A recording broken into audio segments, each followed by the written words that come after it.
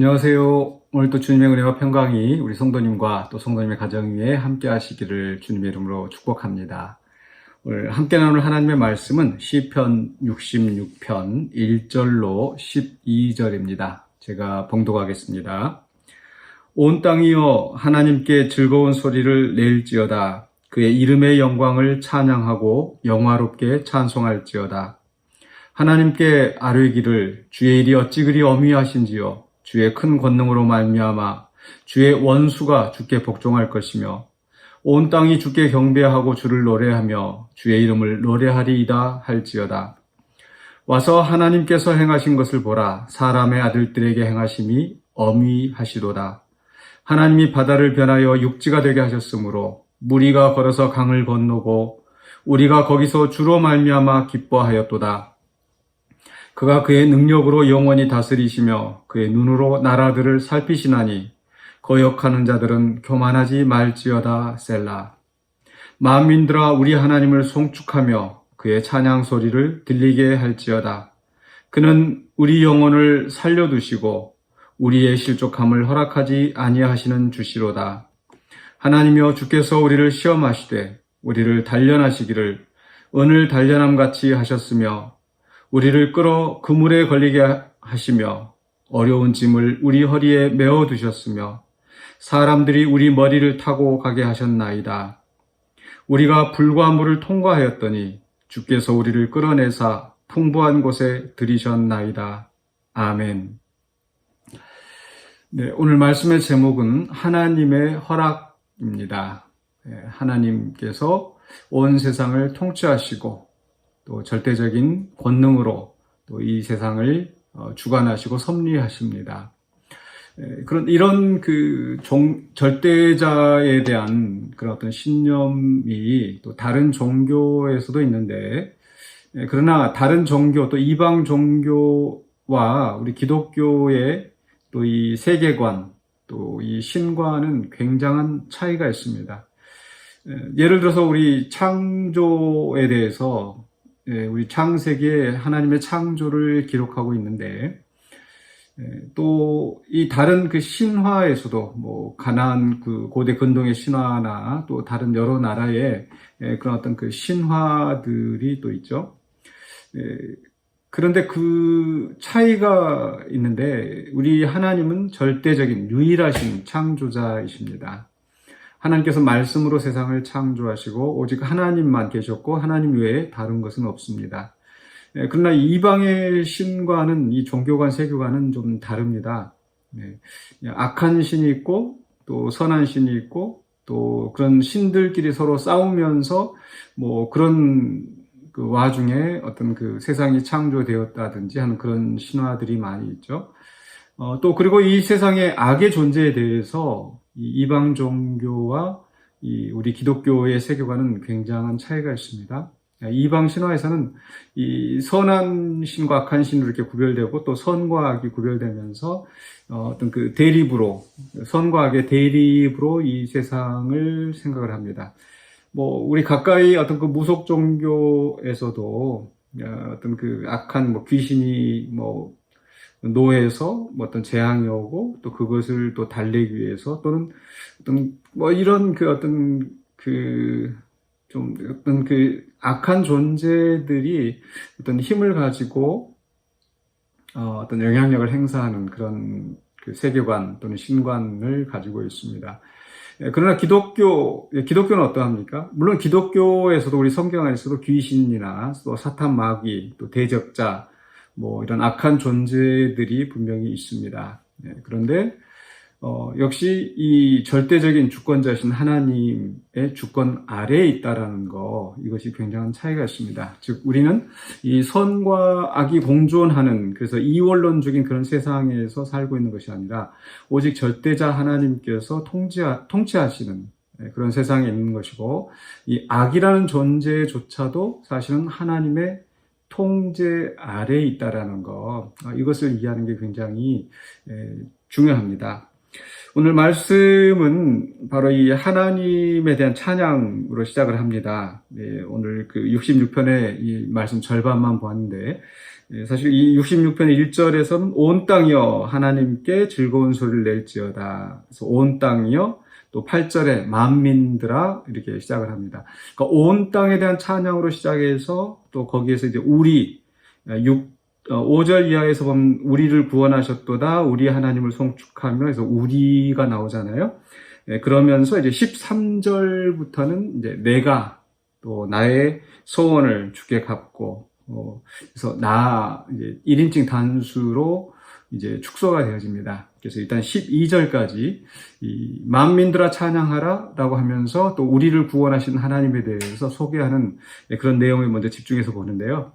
여기에서 이제 많은 이야기를 하는 것보다도 한 가지 점에 초점을 맞추셨으면 좋겠습니다. 그 절대적인 하나님께서 통치하시는 세상, 그 속에서 이 세상에서 일어나는 모든 일들은 사실은 하나님의 허락 가운데서 일어난다는 거죠.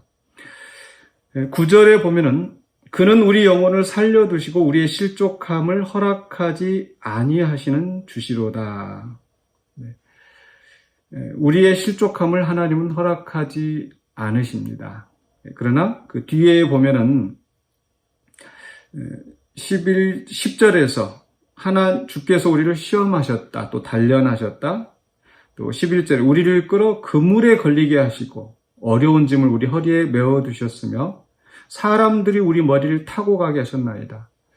그러니까 이 말씀을 보면은 이렇게 우리에게 일어나는 그 어렵고 힘들고 또 악한 일들, 또는 악한 자들이 우리를 그런 괴롭히는 일들이 사실 그 이면에 하나님께서 하게 하셨다라는 그런 표현이 들어있는 거죠. 하나님이 허락하시는 겁니다. 즉, 이 하나님께서 세상을 통치하시고 우리를 주관하실 때에 하나님이 허락하시는 것과 허락하시지 않는 것이 있습니다. 먼저 허락하시는 것을 생각해 본다면 하나님은 10절에 우리를 시험하십니다. 우리가 때로 그 악한 자들의 손에 넘겨지는 것을 허용하십니다. 그래서 11절에 우리가 그물에 걸리기도 하고 우리에게 어려운 짐이 닥치기도 하고, 또 12절에 사람들이 우리 머리를 타고 가게 하셨나이다. 즉 사람들에게 짓밟히게 되는 그런 일도 있습니다. 하나님께서 이렇게 우리에게 어려운 일을 허락하신 이유는 무엇일까? 그건 바로 10절에 우리를 단련시키는 거죠. 은을 단련시키는 것처럼. 은이 그냥 나오는 게 아니지 않습니까? 그 광석에서 많은 찌끼들이 섞여 있는데 그것을 불에 달구어서 재련을 해서 찌꺼기는 다 제거하고 그 은만, 순수한 은만 이제 추출하는 거죠. 그런 것처럼 우리의 이런 죄악된 모습, 우리의 연약함, 이런 것들을 그 연단시키시면서 우리를 더 성장하게 하시고 성숙하게 하시는 하나님 섭리 가운데서 우리를 시험하시는 그런 하나님이시다. 연단하시는 하나님이시다. 하나님의 허락 가운데 일어납니다. 그러나 하나님이 허락하시지 않는 게 있죠. 9절에 실족함을 허락하지 아니하신다. 또 바로 앞에 우리의 영혼을 살려두시고, 그렇죠? 우리의 생명까지 완전히 멸망하게 하는 것을 하나님은 허락하지 않으십니다. 물론 우리가 뭐 불사신으로 산다 이런 뜻은 아니고요. 결국은 이런 완전 멸망에 이르도록 그렇게 실족한다는 게 잠깐 넘어지는 그런 의미가 아니라, 실족함을 허락하지 않는다는 것은 완전히 우리가 하나님을 떠나서 멸망에 빠지도록 하시지는 않는다는 겁니다. 하나님께서 택하신 백성, 하나님께서 사랑하시는 그 백성들이 완전히 멸망하는 것을 허락하지 않으신다는 것. 이런 그 내용이 사실 욥기에 아주 잘 나타나 있습니다. 욥기에서 보면은 이 사탄도 그 하나님이 주관하시는 그 천사들의 모임에, 그 권세자들의 모임에 함께 이론으로서 참여하면서 또 이 세상 일에 대해서 하나님께 또 보고하고, 또 하나님이 시키시는 대로, 하나님이 허용하시는 만큼만 그 사탄이 역사를 합니다. 그래서 이 욥에게 시험을 할 수 있도록 허용은 하셨지만, 그러나 그 생명은 건드리지 말아라. 완전히 욥이 실족하여서 넘어지는 것을 하나님은 허락하시지 않으십니다. 그래서 그 연단하시는 백성들을 어떻게 합니까? 12절에 보면은 우리가 불과 물을 통과하였더니 주께서 우리를 끌어내사 풍부한 곳에 들이셨나이다. 마침내 하나님께서 우리에게 복을 받게 하시는 그 영광의 자리에 이르게 하시는 겁니다. 그래서 우리가 오늘 또 이 말씀을 기억하면서 살아갈 때에 바로 우리 하나님이 어떤 분이신가, 우리에게 때로 어떤 어려운 상황에 부딪힐 때는 하나님 나를 버리시는 게 아닌가, 또 그런 생각이 들 때가 있습니다. 또 아주 믿음이 약한 경우에는 하나님이 정말 살아계시는가, 또 하나님 정말 절대자이신가, 또 하나님이 나를 기억하기는 하시는 건가, 이런 여러 가지 생각이 들 수 있습니다. 그러나 어려운 일도 하나님께서 허락하셔야 일어난다는 것을 기억하시기 바랍니다. 예수님께서 말씀하신 것처럼 참새 2마리가 한 아사리온에 팔리는 것이 아니냐. 아주 가치가 낮은 그런 참새조차도 그 깃털 하나도 땅에 떨어지는 것도 하나님이 허락하시지 않으면 일어나지 않는다라는 것. 그래서 악한 권세가 아무리 기승을 부리고 또 우리가 어떤 절망적인 상황에 있다 할지라도 우리는 하나님의 손 안에 있고 온 세상이 하나님의 통치 아래 있다는 것을 기억하시기 바랍니다.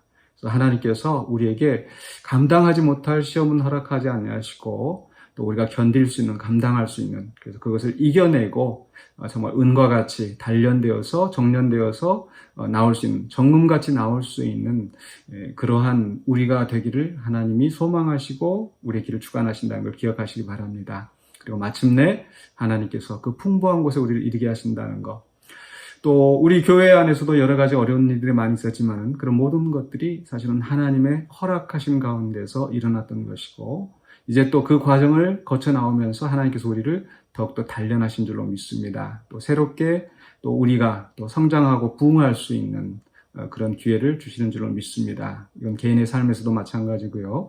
그래서 온 세상을 통치하시고 주관하시는 또 우리에게 유익하도록 허락하시는 하나님, 또 우리에게 해가 되는 것들은, 완전히 해가 되는 것들은 허락하시지 않으시는 하나님이 우리와 함께 하신다는 것을 기억하시면서 오늘 또 주의 은혜 안에서 승리하시기를 주님의 이름으로 축원합니다. 기도하겠습니다.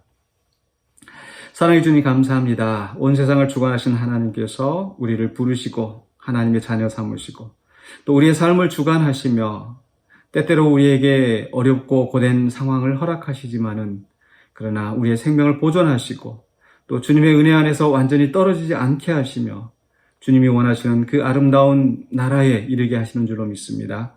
그 소망 가운데서 우리의 믿음이 잃지 않고 오늘 또 충성하며 또 성실하게 우리의 사명 감당하며 주께 영광 돌리는 우리의 삶이 되게 하여 주시옵소서. 예수 그리스도 이름으로 기도하옵나이다. 아멘.